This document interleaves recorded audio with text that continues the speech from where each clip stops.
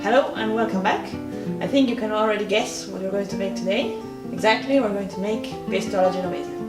For our pesto we will need obviously basil. Ideally basil from Genova, but if you can't get it, basil is just fine.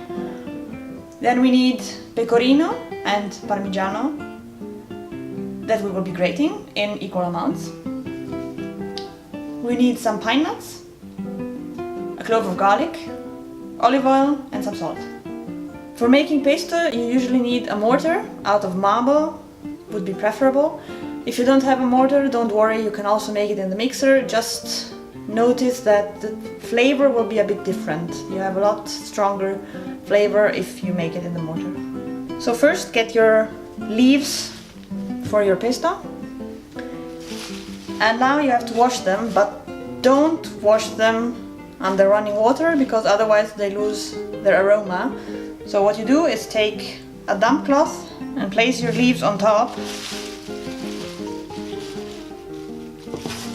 Oops. So many leaves.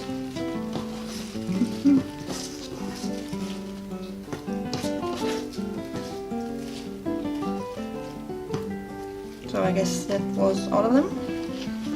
And someone is escaping. And then just gently damp it with a cloth.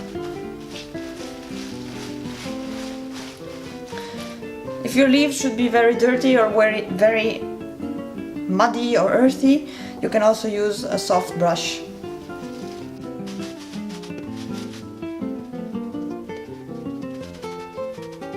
Let's proceed.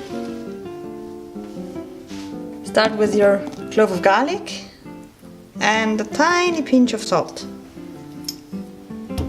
and mash it. Now that it has a more or less creamy consistency, you add a few basil leaves.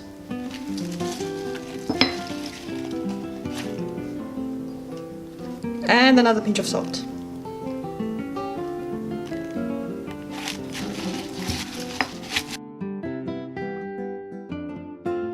Continue adding gradually the leaves until you're done with all the leaves. Now it's time to add the pine nuts and work them into the pesto. Now it's time to add the cheese. For both the nuts and the cheese you can choose how much you want. That is completely up to you, whether you want a more nutty flavor or a more cheesy flavor. Even if you want a more basil-y flavor, you can choose how much you want to put in. Now add the oil. Once again, it's up to you how much oil you want.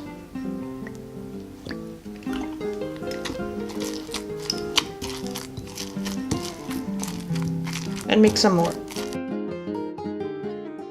And here's our finished pesto.